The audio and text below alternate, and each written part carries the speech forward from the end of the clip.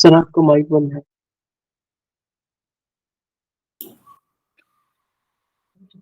Thank you once again. आंखें बंद कर लेते हैं।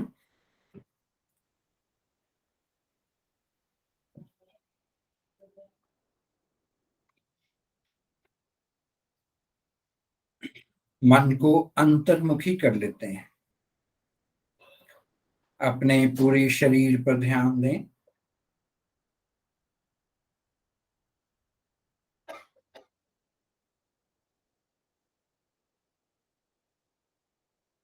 मन में कृतज्ञता का भाव और हल्की मुस्कान।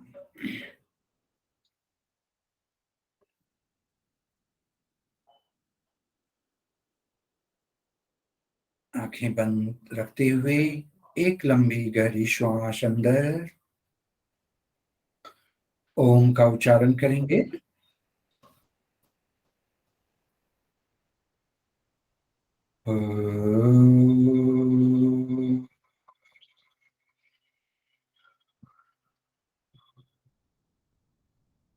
वक्रतुंड महाकाय सूर्यकोटि समप्रभा निर्विघ्नं कुरु मे देव सर्वकार्येषु सर्वदा। गुरु ब्रह्मा गुरु विष्णु गुरुर्देवो महेश्वर गुरु साक्षात् परब्रह्म तस्मै श्री गुरवे।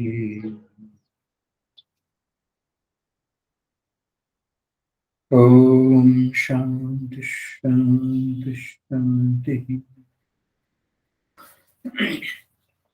मुस्कुराते मुस्कुराते दोनों हाथों को अपना चेहरे पे लगा, सिर से पांव तक ऊर्जा की प्रसाद को महसूस करें। आज मेरा थोड़ा गला खराब है, शायद कफिंग भी हो रही है, तो देखते हैं।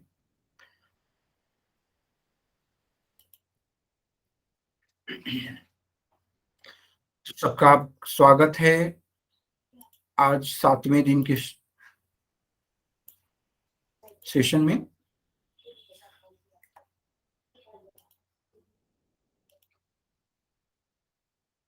आशा करता हूं मेरी आवाज आ रही है सबके पास और ये स्क्रीन दिख रहा है।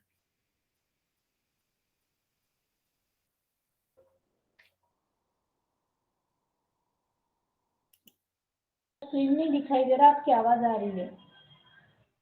स्क्रीन नहीं दिख रहा है अभी? नहीं सर, स्क्रीन दिख रही है सर। वो दिख रही है ना? नहीं सर प्रेजेंट। ओके, आपने फिर से प्रेजेंट करता हूँ, एक मिनट। अभी दिख रही है? Yes sir. अच्छा,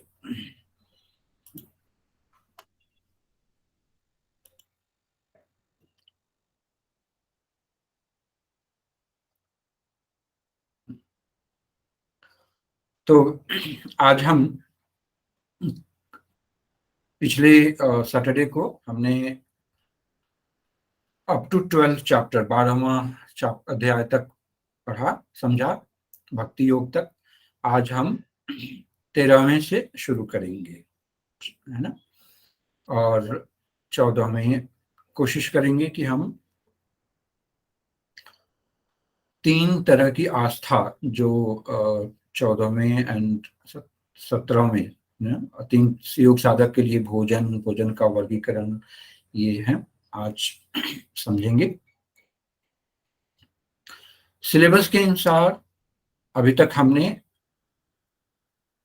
जो भी ग्रीन पार्ट है भगवद गीता का सामान्य परिचय से लेकर योग की परिभाषाएं, कुछ शब्दों जो विषय में बताया गया है, आत्मस्वरूप स्थित प्रज्ञ सांख्य योग के बारे में समझा, कर्म योग के बारे में समझा, संन्यास योग कर्म स्वरूप के बारे में, ध्यान योग के बारे में, भक्त के प्रकार 7वें अध्याय में हमने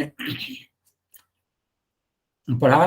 फिर भक्ति की प्रकृति है ना 12वें अध्याय में, और वेज एंड मीन्स और भगवत गीता, भक्ति योगा। चलते हैं आगे। त्रयोदश अध्याय, ये क्षेत्रज्ञ विभाग योग। ऐसे सिलेबस में देखें तो ये त्रिगुण और नेचर ऑफ प्रकृति के से शायद संबंधित है। त्रिगुण एंड नेचर ऑफ प्रकृति डायरेक्ट नहीं है सिलेबस में, क्षेत्रज्ञ के बारे में ऐसा कुछ तो सिलेबस में नहीं लिखा है, बट हम उसको समझ लेते हैं क्या है। तो दूसरे श्लोक में भगवान, पहले श्लोक में अर्जुन पूछते हैं कि क्षेत्र कौन है, क्षेत्रज्ञ कौन है, इसके बारे में। फिर भगवान बता रहे हैं इदम शरीरम, जो हमारा शरीर है वो क्षेत्रम इति अविधीयते, उसी को क्षेत्र कहते हैं। हे कौन्तेय, कौन्तेय अर्जुन को कहते हैं, है ना। एतद् यह तम वेति, क्या, एतद् यह वेति तम प्राहु क्षेत्रज्ञ इति तद्विदः। इस सब क्या है, हे अर्जुन, इस शरीर को क्षेत्र मतलब कर्म क्षेत्र के रूप में परिभाषित किया गया है, और जो इस शरीर को दोनों का सत्य जानने वाले ऋषियों के माध्यम से जान जाता है, उसे क्षेत्रज्ञ कहा जाता है। ये ऋषियों का इसमें कहाँ आया है, इस सत्य को जानने वाला। तो क्षेत्रज्ञ तो परमात्मा, सॉरी, आत्मा को बोलते थे ना। हाँ, क्षेत्रज्ञ जो है जो शरीर का ज्ञाता है। अभी इसका जो गीता प्रेस में जो डिफिनेशन है उसको समझते हैं, देखते हैं क्या है। हे अर्जुन, यह शरीर क्षेत्र इस नाम से जाना जाता है, और इसको जो जानता है उसको क्षेत्रज्ञ इस नाम से उनके तत्व को जानने वाले ज्ञानीजन कहते हैं। उसको जो जानता है उसको क्षेत्रज्ञ इस नाम से उनके तत्व को जानने वाले ज्ञानीजन कहते हैं। समझ में आया? सर एक बार और बताइए। ये तो समझ में आ गया कि ये शरीर हमारा जो ये शरीर है वो क्षेत्रज्ञ है, क्षेत्र है ना, क्षेत्र को बोलते हैं। और क्षेत्रज्ञ किसको कहते हैं? क्षेत्रज्ञ, क्षेत्र को जानने वाले को क्षेत्रज्ञ कहते हैं। अब ये आत्मा है, यहां पे नहीं आया है, आगे आएगा शायद। अभी तीसरे श्लोक में क्षेत्रज्ञम च अपि माम विद्धि सर्व क्षेत्रेषु भारत क्षेत्रज्ञोर ज्ञानम यत् तत् ज्ञानम मतम मम। हे भरतवंशी, मैं समस्त शरीरों के कर्म क्षेत्रों का भी ज्ञाता हूं। तो आ गया भगवान आत्मा, कर्म क्षेत्र के रूप में शरीर, आत्मा तथा भगवान को शरीर के ज्ञाता के रूप में जान लेना मेरे मतानुसार सच्चा ज्ञान है। भगवत गीता प्रेस क्या बोल रहा है? हे अर्जुन, तुम सब क्षेत्रों में क्षेत्रज्ञ अर्थात जीवात्मा भी मुझे ही जान। यस, अभी दूसरे अध्याय में उन्होंने बोला क्षेत्रज्ञ मतलब जीवात्मा, आत्मा जो हमारे शरीर के अंदर है, भी मुझे ही जान, वो भी भगवान कृष्ण ही है। और क्षेत्रज्ञ को मतलब इस शरीर और इसके अंदर रहने वाले आत्मा को विकार सहित प्रकृति का और पुरुष का जो तत्व से जानता है, जो तत्व से जानता है वह ज्ञान है। ज्ञानम मत मेरा, यह ऐसा मेरा मत है ना। तो क्षेत्र जो है ये शरीर, और इस शरीर को जानने वाला क्षेत्रज्ञ हमारा आत्मा, वो भी भगवान ही है, भगवान कृष्ण के रूप में। Okay, clear? पांचवा श्लोक, ऋषिर भी बहुधा गीतम छंदोर्वी विविध है विविधो पृथक ब्रह्मसूत्र पदैश्चैव हेतुर्म क्या है? हेतु मद्भि विनिश्चित विनिश्चित। महान ऋषियों ने अनेक रूप से क्षेत्र का और क्षेत्र के ज्ञाता के सत्य का वर्णन किया है। इसका उल्लेख विभिन्न वैदिक स्रोतों और विशेष रूप से ब्रह्मसूत्र में ठोस तर्क और निर्णयात्मक साक्ष्यों के साथ प्रकट किया गया है। अब यहाँ पे क्वेश्चन बन सकता है कि क्षेत्रज्ञ के बारे में भगवत गीता के अनुसार कहाँ प्रकट किया गया है साक्ष्य रूप से? तो क्या आंसर होगा? ब्रह्मसूत्र, है ना। वो 3 हमारे है ना,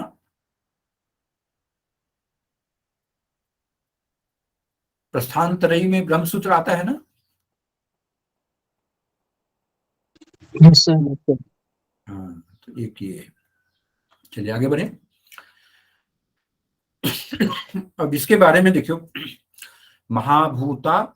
महाभूतानि अहंकार बुद्धि अव्यक्तम एव च इंद्रियाणि दशैकम च पंच च इंद्रिय गोचर। अभी वही हमारे जो पंच तत्वों, महातत्वों है ना, जैसे पृथ्वी, जल, वायु, अग्नि, आकाश, फिर अहंकार, बुद्धि और जो है ना पंच महातत्वों, अहंकार, बुद्धि और अव्यक्त मूल तत्व, फिर 11 इंद्रियां और इंद्रियों के 5 विषयों से निर्मित है। कर्म क्षेत्र कौन? ये हमारा शरीर। कर्म क्षेत्र कौन है? हमारा जो शरीर है, ये 5 तत्व, फिर अहंकार, बुद्धि, देन मन, अहंकार, बुद्धि, 11 इंद्रियां और इंद्रियों के 5 विषय। सबको पता है ना इंद्रियों के 5 विषय जो कौन है?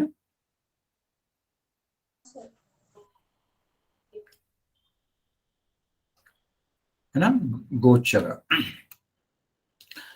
चलिए आगे बढ़ें। इच्छा, द्वेष, सुखम दुखम, संघात, चेतना, धृति, एतत् क्षेत्रम समासेन सविकारम उदाहृतम। इच्छा और घृणा, सुख और दुख, शरीर, चेतना और इच्छा, ये शक्तियां सब कार्य क्षेत्र में सम्मिलित हैं। ये सब शरीर के लेवल में इसके विकार है। सो श्री कृष्ण जब अब क्षेत्रों के गुणों और उसके विकारों को स्पष्ट करते हैं, इसमें आगे उन्होंने बताया है उसके विकारों के बारे में। अभी भगवत गीता अपना जो गीता प्रेस में क्या लिखा है देखो, 7वें श्लोक का, सृष्टा के अभिमान का अभाव।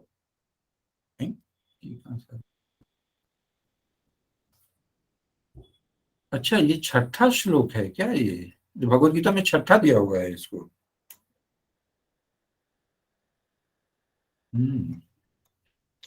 ये जो इच्छा द्वेष है भगवत गीता जो गीता प्रेस का है, वो 6ठा श्लोक है, यहाँ पे 7वां है। ये तो मुझे पता नहीं। इस्कॉन में क्या लिखा है, कौन सा श्लोक नंबर है? दोनों है सर, 6वां 7वां उसमें दिया हुआ है। नहीं, 7वां अलग होगा ना। इच्छा द्वेष सुखम दुखम, ये कौन सा श्लोक नंबर है? 7 ही है सर। 6 नंबर में महाभूतान में अहंकारों का दिया है और उसके बाद में 7 में इच्छा द्वेषम का दिया हुआ है। ओह अच्छा, तो गीता प्रेस में भगवत गीता में ऐसा क्यों है? क्योंकि यहाँ पे ना एक जो अलग अलग क्यों संख्या हो जाएगा भाई इसमें? सर नहीं, पहले भी पता है किसी किसी चैप्टर्स में संख्या अलग हो रहा था। मतलब जो आप बता रहे थे वो किसी आगे हाँ क्या? पीछे हुआ था। मेरे को पहले हुआ था, मतलब मैंने जब पढ़ा था। अच्छा, ये तो गड़बड़ है। नहीं इसमें अच्छा अभी ओके, 4 2 नंबर है, 3 नंबर 4 हमने कहाँ पढ़ा था? 5 ना। 3 नंबर जो है यहाँ पे ये 2 नंबर है, फिर 2 नंबर। अच्छा ओके, यहाँ 1 नंबर है जो अर्जुन ने पूछा है क्वेश्चन, एक्चुअली वही सही है। आई डोंट नो क्यों आया है, ठीक है जो भी है। नंबर, श्लोक नंबर भी तो आता है ना क्वेश्चन में, तो किसको ऑथेंटिक मानेंगे?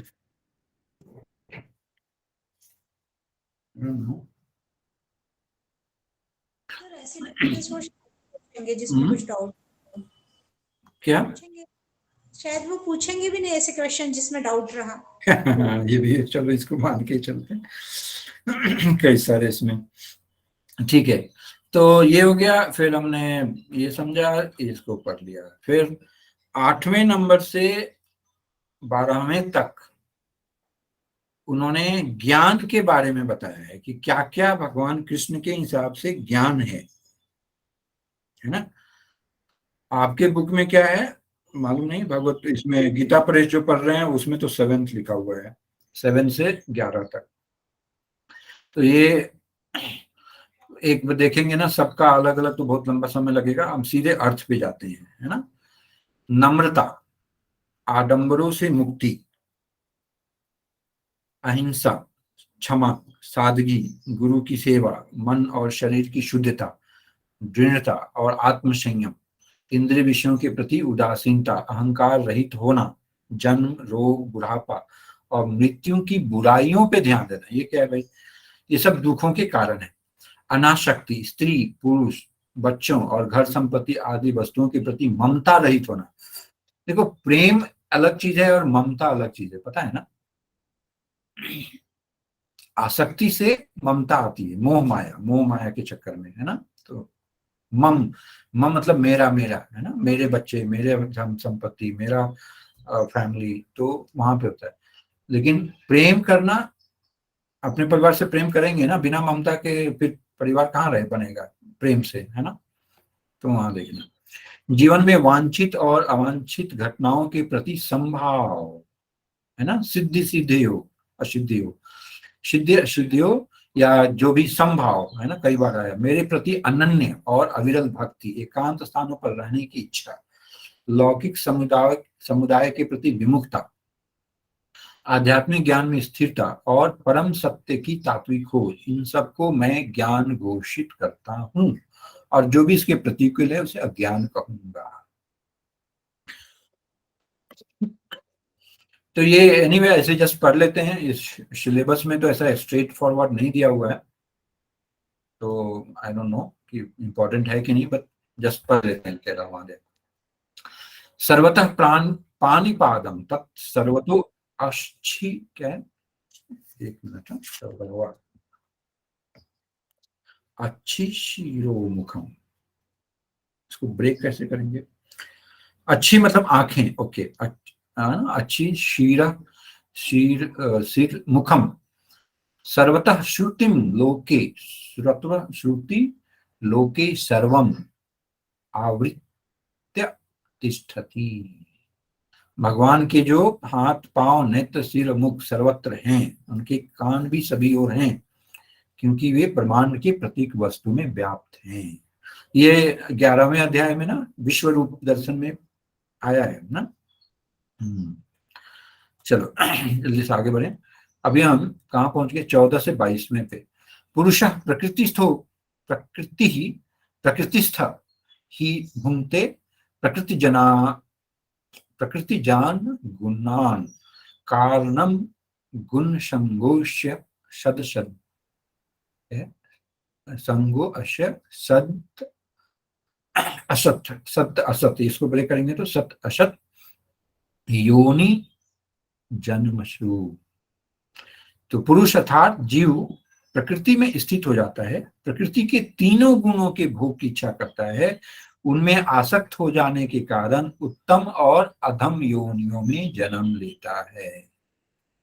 अभी इसके बारे में आगे बताएंगे। तीनों गुणों के कौन से गुण में, सब तीनों गुण मतलब सत्वगुण, रजोगुण, तमोगुण, तो किस गुण में रहने से क्या, किस तरह की जो जन्म होती है आगे ना, योनि किस तरह की योनि मिलती है, इसके बारे में ये 17वें अध्याय में बताया है या 16 में, देखते हैं। ठीक है, तो यम एवं वेति पुरुष प्रकृतिम च गुणैश सर्वथा वर्तमानोपि न स भूयो अभिजायते। वे जो परमात्मा, जीवात्मा और प्रकृति क्या हो गए? परमात्मा अलग हो गए, जीवात्मा क्षेत्रज्ञ हो गया, प्रकृति के क्षेत्र मतलब में जो पाठ है ना, सत्य और तीनों गुणों की अंतःक्रिया को समझ लेते हैं, वे पुनः जन्म नहीं लेते। उनकी वर्तमान स्थिति चाहे जैसी भी हो, वे मुक्त हो जाते हैं। वाह।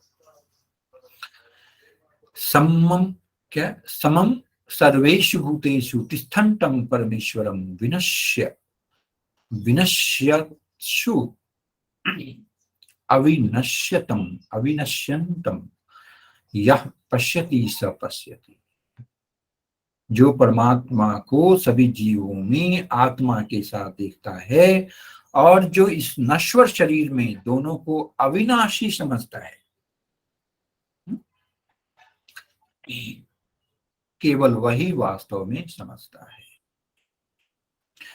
अभी ये नश्वर शरीर में दोनों मतलब परमात्मा एवं आत्मा दोनों को अविनाशी समझता है, केवल वही वास्तव में समझता है। Very nice. फिर से आया समम पश्यन्हि सर्वत्र समवस्।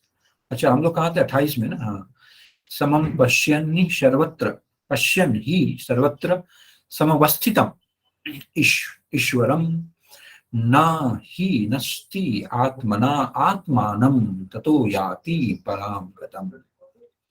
वे जो भगवान को सर्वत्र और सभी जीवों में समान रूप से स्थित देखते हैं, वे अपने मन से स्वयं को निम्नीकृत नहीं करते। हम नीचा नहीं, हम अपने आप को नीच भाव से नहीं देखते, अपने घिन, अरे मैं तो कुछ नहीं हूं, मैं तो ये हूं, मतलब अपने आप में ये नहीं करते। वे इस प्रकार से वे अपने परम कर्तव्य को प्राप्त करते हैं। वाह। प्रकृत्यैव च कर्माणि क्रियमाणानि सर्वशः यः पश्यति तथा आत्मान, यह पश्यति आत्मान कर्तारं स पश्यति अकर्तारं स पश्यति।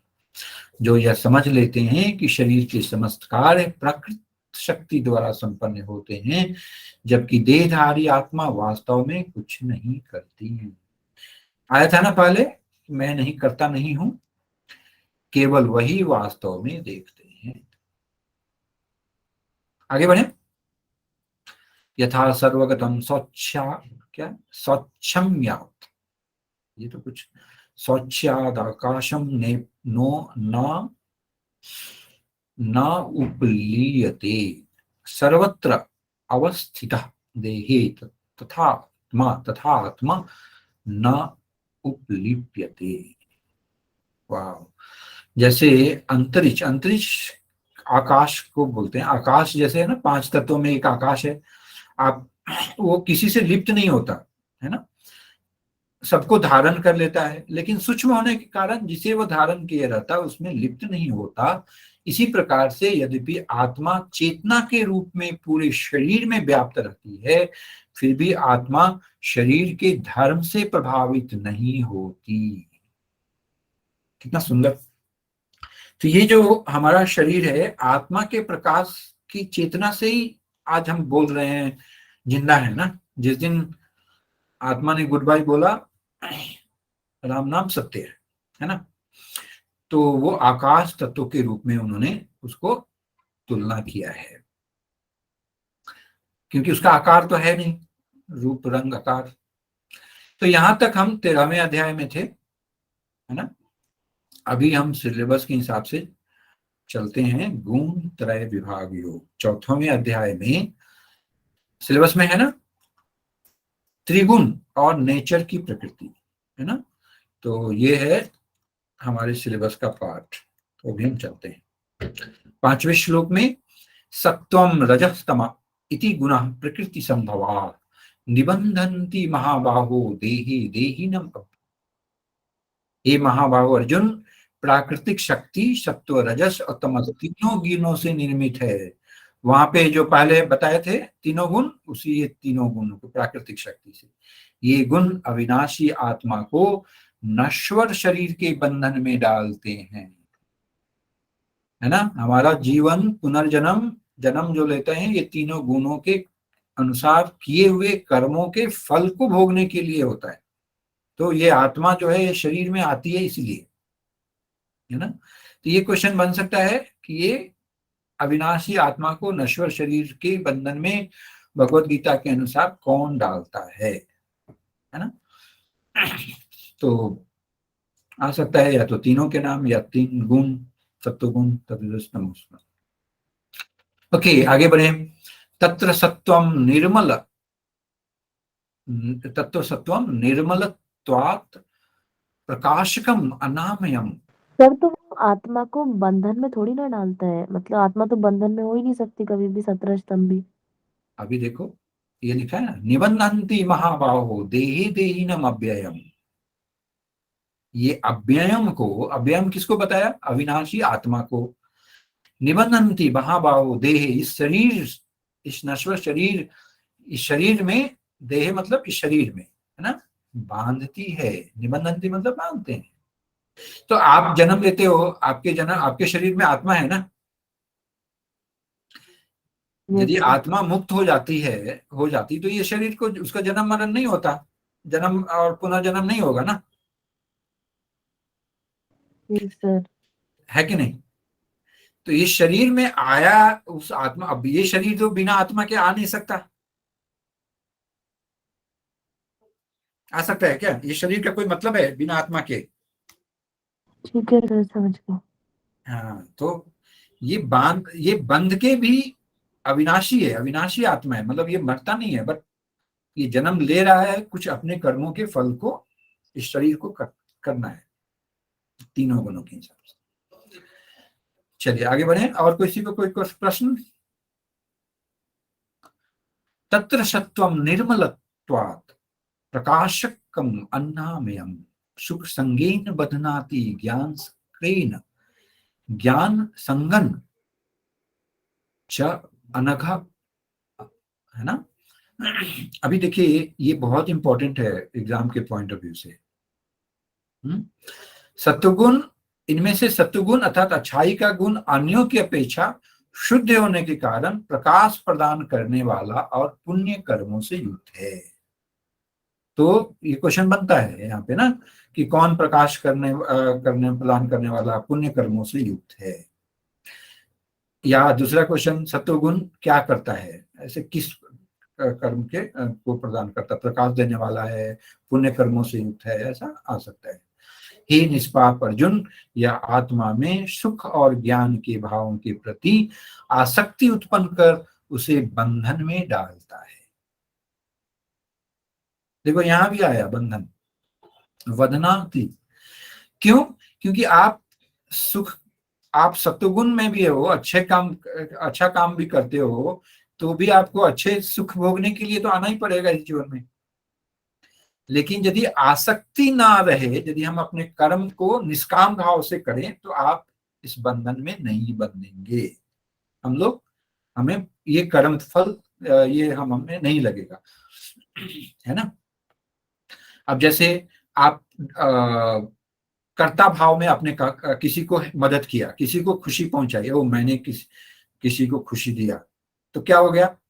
आपने खुशी दी, मीन्स सत्वगुण में अच्छा काम किया। अब आप उससे सुख लेने के लिए आपको जन्म लेना पड़ेगा। लेकिन जब आप बोलोगे कि मैं तो निष्काम भाव से, मुझे कोई आसक्ति नहीं है, मैंने तो ऊपर वाले ने मुझे माध्यम बनाया इस कर्म के लिए, है ना, तो अकर्ता भाव से करेंगे तो वो कर्म फल में नहीं लगेंगे। ठीक है, आगे बढ़े। रजोगुण, अभी रजोगुण के बारे में, अभी कहाँ पे थे? 6ठे श्लोक में। अब देखो ये नंबरिंग का कुछ तो गड़बड़ है, अभी यहाँ पे गड़बड़ है क्या? देखें 4ठे अध्याय 14 अध्याय में भी है क्या गड़बड़? नहीं सर ठीक है। हाँ, 14वें अध्याय में तो सही है, एक दोनों में एक ही है। तो तत्र यहाँ पे सत्वगुण के बारे में था, अभी रजोगुण के बारे में। रजोगुण, रजो राग आत्मकम, है ना, रजो राग आत्मकम वृद्धि तृष्णा संग समुद्भवम, तत् समुद्भवम, देन उत्पन्न समुद्भवम, क्या है? तत् निबंधनाति कौन्तेय कर्म संगेन देहिनम। अब रजोगुण की प्रकृति क्या है? मोह है। बहुत इंपॉर्टेंट क्वेश्चन है यहाँ पे। रजोगुण की प्रकृति मोह। सत्वगुण की प्रकृति क्या है? प्रकाशशील। प्रकाश प्रदान करने वाला और पुण्य कर्मों से युक्त है ना, अच्छाई का गुण है। रजोगुण का मोह है, यह सांसारिक आकांक्षाओं और आकर्षणों से उत्पन्न होता है और आसक्ति के माध्यम से आत्मा को कर्म के प्रतिफलों में बांधता है। तमोगुण के बारे में अभी आया 8वें में, तमस्त्व ज्ञानंजम, तमः तू अज्ञान, अच्छा अज्ञानजम, तमः तू अज्ञानजम विद्धि मोहनम सर्वदेहिनां प्रमाद आलस्य निद्रा, प्रमाद आलस्य निद्रा भी तत् निबंधनाति भारत। भारत मतलब अर्जुन। हे अर्जुन, तमोगुण जो अज्ञानता के कारण उत्पन्न होता है और देहधारियों जीवात्माओं के लिए मोह का कारण है। यह सभी जीवों को असावधानी, आलस्य और निद्रा द्वारा भ्रमित करता है। प्रमाद का अर्थ असावधानी है क्या? प्रमाद का अर्थ क्या है? सर सिमिलर टू आलस, मतलब हमें पता होता है सिचुएशन में कि ये चीज गलत है, मतलब हाँ करेक्ट, जानते हुए गलती करना है ना। अच्छा अभी देखते हैं इसमें अर्थ क्या है। इसमें तो सिंपल आंसर है। यह सब देहाभिमानियों को, हे अर्जुन, सब देहाभिमानियों को मोहित करने वाले तमोगुण को तू अज्ञान से उत्पन्न जान। यह जीवात्मा को प्रमाद, आलस्य, निद्रा के द्वारा बांधता है। इंद्रियों और अंतःकरण की व्यस्त चेष्टाओं का नाम प्रमाद। प्रमाद मीन्स ये आया है ना हमारे पतंजलि योग सूत्र में। हाँ सर, वो प्रमाद क्या बोलते हैं उसको? समझ के भी हम जो गलती करते हैं उसी को कहते हैं। हाँ अंतराय, अंतराय है ना, ऑब्स्टकल, अंतराय।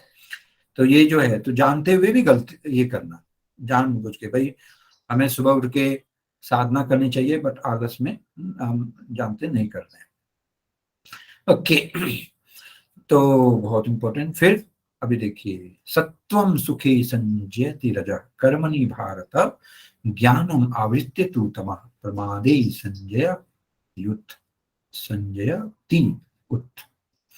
मतलब सत्वगुण सुख में बांधता है, रजोगुण आत्मा को सकाम कर्मों की ओर प्रवृत्ति करता है, तमोगुण ज्ञान को आच्छादित कर आत्मा को भ्रम में रखता है। अभी देखो यहाँ प्रमाद का यहाँ अर्थ क्या है? भ्रम कर दिया क्या? अच्छा अभी देखते हैं 9th श्लोक। आप अपने अपने से देखो क्या लिखा है इसमें, तो प्रमाद में ही लगा था, ठीक है। मेरे बुक में पागलपन दिया है प्रमाद का। क्या दिया है? पागलपन। नहीं, क्या फिर से बोलिए, क्या? पागलपन सर। पागलपन, अच्छा। हाँ ठीक है। ठीक है, आगे बढ़ते हैं।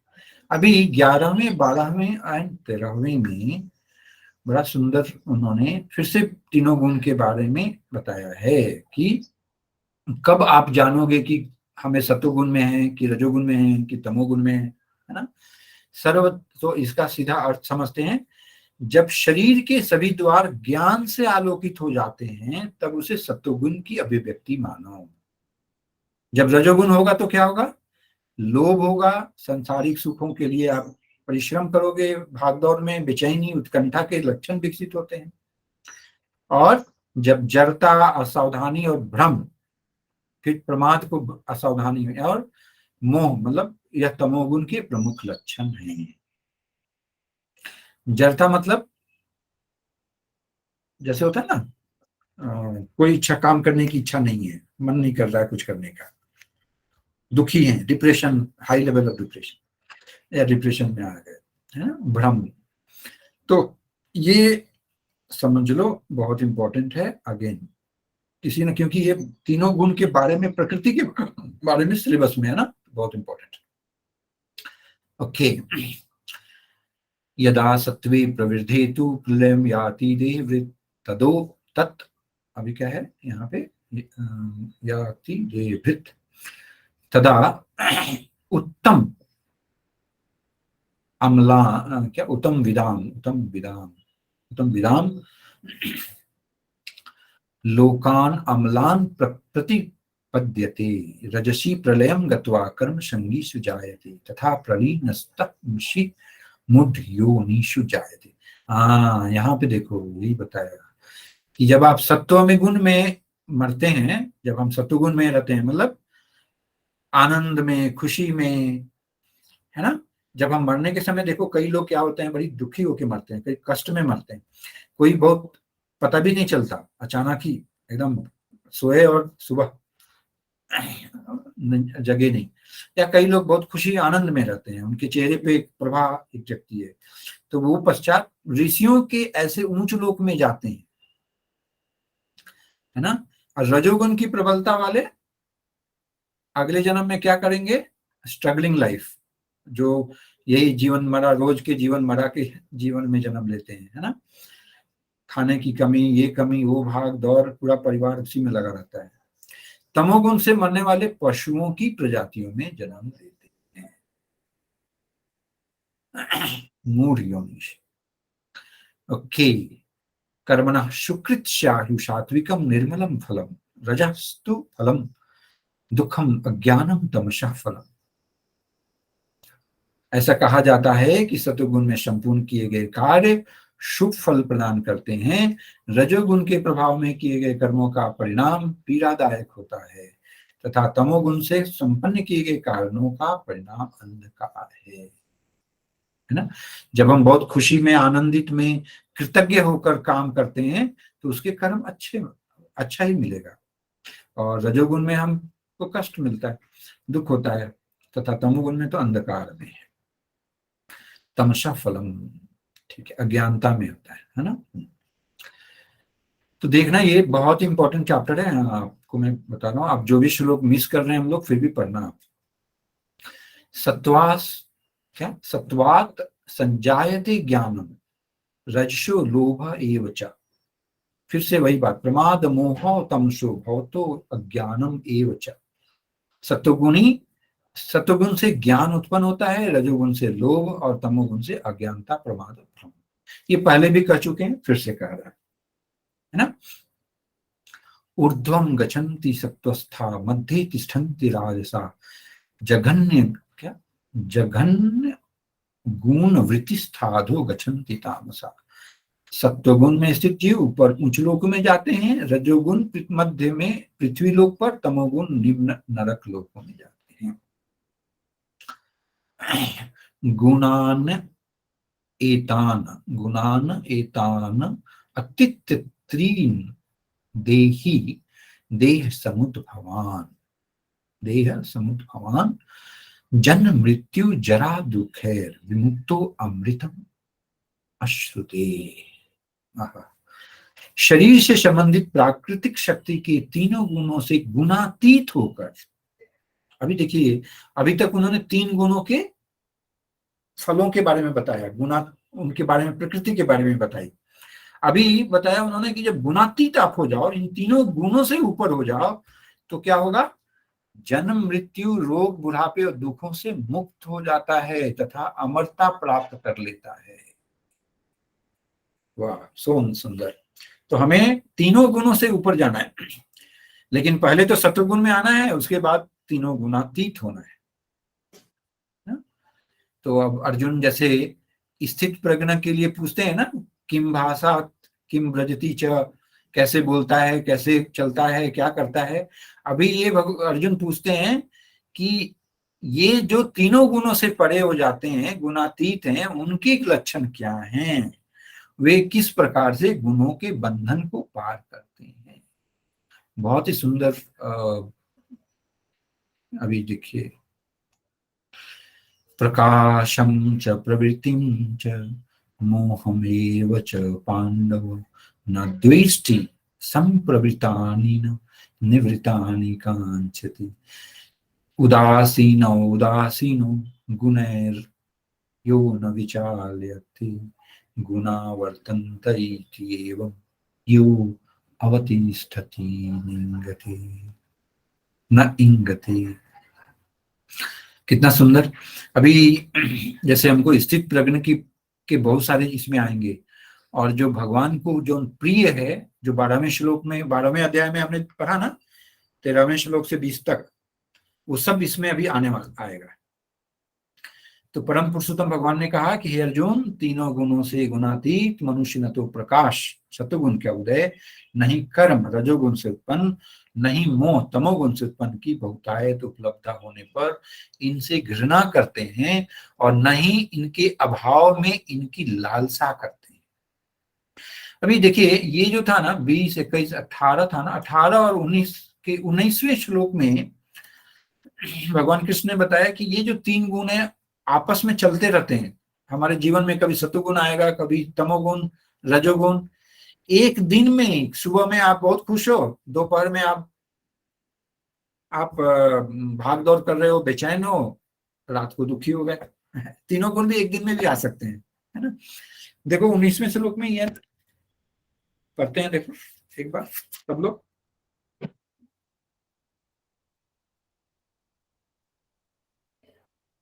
नहीं, 19 में नहीं है, कहाँ पे है ये?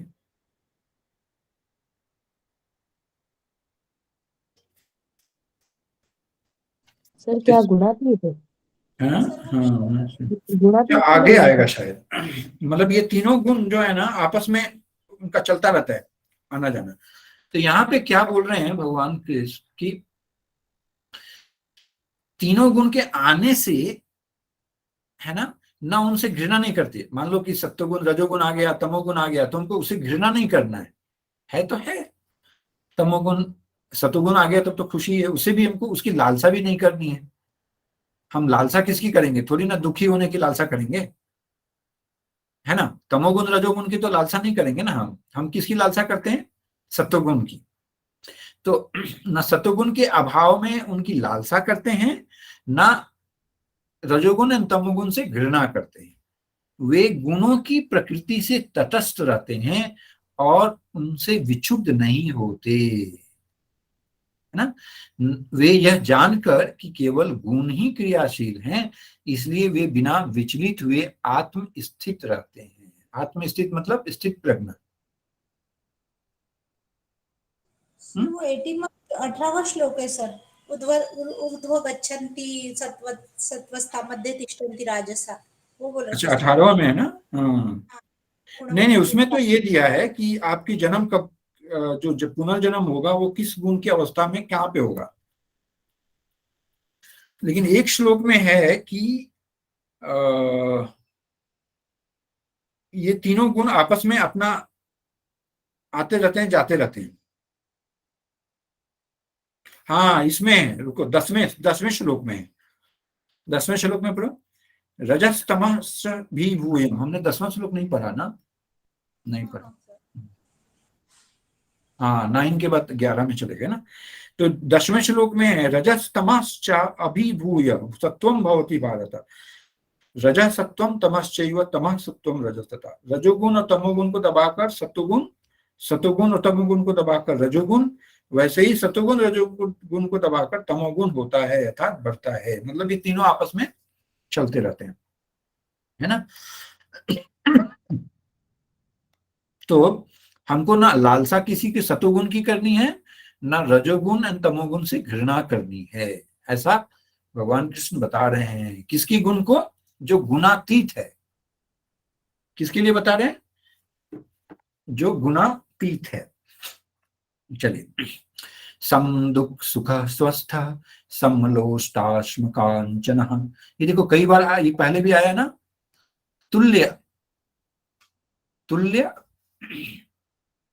प्रिय अप्रिय, धीरस्तुल्य निंदास आत्म संस्तुति, मानापमानयो तुल्य तुल्यो मित्र अरि एंड पच्यो, सर्वारंभ परित्यागी गुणातीत स उच्यते। ये था ना 12वें अध्याय में श्लोक नंबर,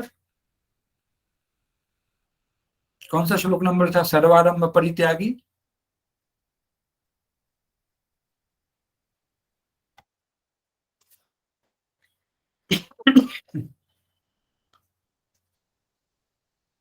16वें श्लोक में था, 12वां अध्याय के श्लोक 16वें श्लोक में ना, सर्वारंभ परित्यागी यो मद्भक्त समय प्रिय। तो ये जगह कई जगह यही है, जो भगवान को प्रिय है और गुणातीत है, स उच्यते, जो वे जो सुख और दुख में समान रहते हैं, जो आत्मस्थित हैं, जो मिट्टी के ढेले पत्थर, अभी ये देखो पहले भी आया ये था, है ना, सोने की टुकड़े को एक समान दृष्टि से देखते हैं, जो प्रिय और अप्रिय घटनाओं के प्रति समता की भावना रखते हैं, वे बुद्धिमान हैं, जो दोषारोपण और प्रशंसा को समभाव से स्वीकार करते हैं, जो मान अपमान की स्थिति में समभाव रहते हैं, जो शत्रु और मित्र के साथ एक जैसा व्यवहार करते हैं, वे सभी भौतिक व्यापारों का त्याग कर देते हैं, वे तीनों गुणों से ऊपर उठे हुए गुणातीत कहलाते हैं।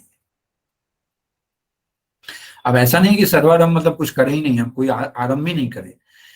यहाँ का मतलब यह है कि कर्ता भाव में ना करें, मैं नहीं करता हूं, ये हो रहा है, तीनों गुण करा रहे हैं अपने आप, है ना, बहुत हाई लेवल का स्थिति है, बट हमारा प्रयास रहे तो इस जन्म में नहीं तो कई जन्मों में तो मिल ही जाएगा एक दिन, है ना। ये जो ये सफर है, ये जर्नी, ये यात्रा है जीवन की, है ना। चलो, जैसे छठे अध्याय में अर्जुन पूछते हैं ना कि जो भ्रष्ट हो गए, मान लो कि उन्होंने अच्छे काम कर रहे हैं, भ्रष्ट हो गए, तो उनका क्या गति होगा अगले जन्म में। छठे अध्याय में ही है ना, योगारूढ़ साधक, हाँ, छठे अध्याय में है। तो वो है कि उनकी गति क्या होगी। पहले तो उन्होंने पूछा कि भाई ये तो पॉसिबल नहीं है, तो फिर बाद में बोला कि हाँ ये तो पॉसिबल नहीं है, बट प्रयास, ये अभ्यास एंड वैराग्य से कर सकते हो।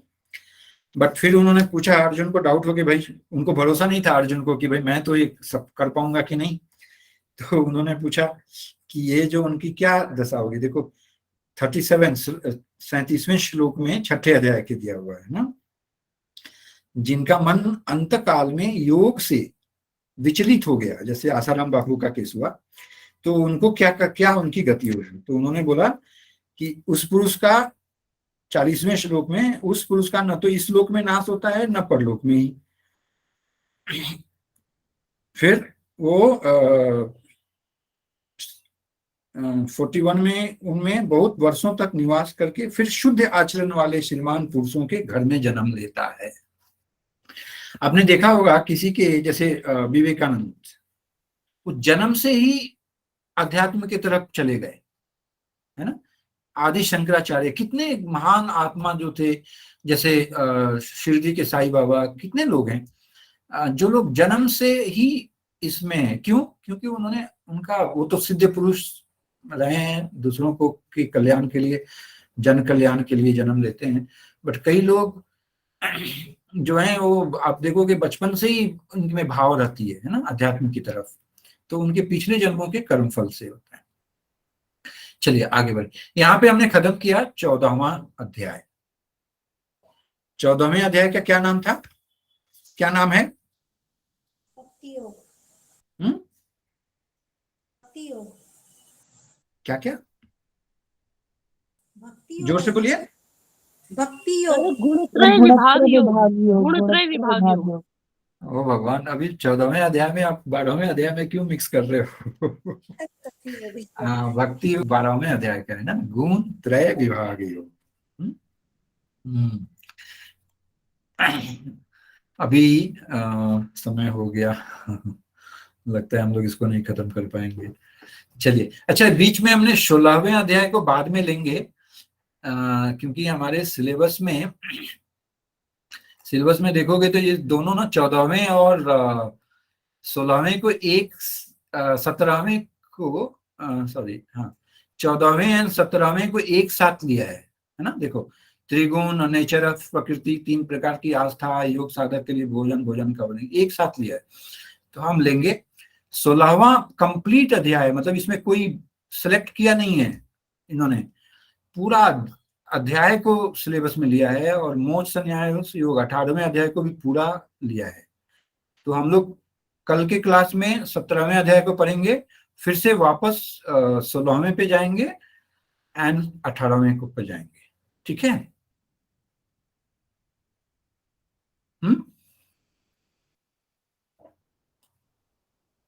कोई सवाल?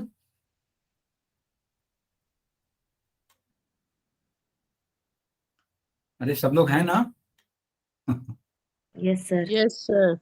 कोई सवाल है मन में? कोई प्रश्न है?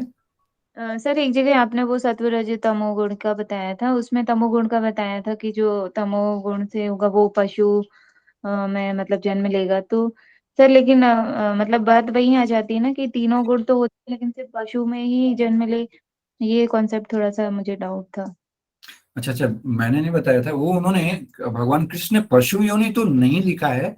ये देखो ये श्लोक है, मूढ़ योनि का नाम दिया है। अब इसका इंटरप्रिटेशन इसमें पशु योनि है, बट आपको क्या लगता है आपके बुक में कौन सा है? उसका मूढ़ योनि का इंटरप्रिटेशन क्या है, उसका अर्थ? 14वें अध्याय का 15वां श्लोक देखो तो क्या है।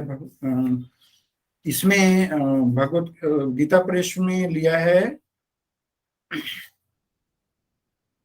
कहाँ गया? हाँ, मूढ़ योनि। इसमें तो पशु आदि मूढ़ योनि लिखा है इसमें भगवत गीता प्रेस में। सर पशु योनि ही दिया गया है, पशु योनि में जन्म धारण करता है। अभी देखो पशु योनि को मूढ़ क्यों कहते हैं? क्योंकि उसमें बुद्धि नहीं है, सोचने समझने की शक्ति नहीं है उसमें। हाँ, बुद्धि नहीं है। वो मुझे तो कभी कभी लगता है कि वो ज्यादा समझदार कभी कभी होते हैं। आप अपने पालतू घर में पालतू कुत्ते को, आप पेट डॉग को आप देखो, कुछ भी वो समझते हैं, कितना समझते हैं। कोई आप आते हो घर में, यदि आपने रखा है तो वो भी समझते हैं, ऐसा मुझे तो नहीं लगता सर है। बट यहाँ पर जो बुद्धि का बात होती है वो ना स्पिरिचुअल नॉलेज की बात होती है, या फिर मतलब उनमें हाँ, ये वाला ज्ञान नहीं है, फिर वो ये चीज नहीं कर सकते कि वो मतलब भगवान को ध्यान या फिर उनकी कर पूजा सके। ध्यान, यस यस यस। ये वाली उससे मूर्ता से बात होती है। उनमें और कुछ लोग में कर्म संस्कारों की वजह से डिस्क्रिमिनेशन, होता भी। मतलब क्या डिस्क्रिमिनेशन को हिंदी में क्या बोलेंगे? विवेक की कमी है, विवेक नहीं रहता। वो उनको दो तरह में तुलना नहीं कर सकते। सर जैसे कि मनुष्य योनि में ही हम मोक्ष को पा सकते हैं, बाकी दूसरे किसी योनि में हम नहीं कर सकते। नहीं कर सकते हैं, हाँ चलो। बट आप याद रखो, क्वेश्चन जब भी आएगा तो मूढ़ योनि ही आएगा, पशु करके तो कुछ मुझे नहीं लगता है कि आएगा। मूढ़ योनि इसमें क्या आएगा? सकाम कर्मी, है ना? रजसी प्रलम गत्वा कर्म संगीषु जायते। कर्म संगीषु मतलब सकाम, जैसे जिसमें संग से आसक्ति हो, कर्मों से आसक्ति, जिसको कर्म के फल के प्रति आसक्ति हो। सत्व योनि वाले सत्व में जो जाएंगे वो कहाँ करेंगे? वो से तू प्रलय मृत्यु अति जाते हैं ना, क्या बोलते हैं उसको? ऊंच लोक में जाते हैं। ऊंच लोक तो यहाँ पे दिया है, पर प्रलय याति देह भृत उत्तम विद्वान लोक के लोकों को जाते हैं, है ना? ऊंच लोक में जाते हैं। तो ये है ऐसा, क्या बोलेंगे, नरक। हाँ, यहाँ पे निम्न लोक, अधो गच्छन्ति तामसा, मतलब वो निम्न लोक, ऊंच लोक, पृथ्वी लोक, ऐसा क्वेश्चन आ सकता है। तो आप श्लोक याद रखेंगे या समझेंगे तो आप उसके ही वर्ड को आप याद रखेंगे तो ज्यादा इम्पोर्टेंट है ना। क्योंकि क्या होता है कि इंटरप्रिटेशन, अर्थ जो अलग अलग ऋषि जो इसके जिन्होंने इसके बारे में भाष्य लिखा है वो अलग अलग से समझ सकते हैं, अपने अपनी समझ से लिख सकते हैं। बट जो श्लोक है वो तो सेम रहेगा सबके लिए, है ना। चलिए इसके साथ हम यहाँ पे विश्राम करते हैं। और अरे क्या टाइम पूछ रहे थे ना सर, श्लोक है ना सर, आहार भय मैथुन्य सामान्य पशुभी नराणाम बुद्धि तेषामध्ये अधिक्यो, ये है ना सर श्लोक? हाँ, कहाँ पे कौन सा नंबर है? नहीं इसमें नहीं सर, ऐसा है ना सर, आहार निद्राच भय और मैथुन्य ये पशु। हाँ हाँ, उसमें वो 4 पशु भी करते हैं और हम भी करते हैं, है ना। ये जो हाँ, नहीं आपने सब मुझे सब प्रश्न पूछा कि आपने आंसर दिया किसी चीज का? इसके पहले सर योनि का चल रहा था ना अपना मूड का, उस पे मैं उसके रिलेटेड। हाँ हाँ हाँ, okay okay, yes yes yes, good. और कोई? तो अभी तो क्विज का क्वेश्चन का नहीं है, लास्ट में हम लोग क्विज लेंगे, है ना। समय हो गया, आपका अगला क्लास भी है ना, तो ब्रेक ले लीजिए और विश्राम करते हैं। अब बने रहिए ब्रेक लेकर, मैं इसमें रिकॉर्डिंग बंद करना है।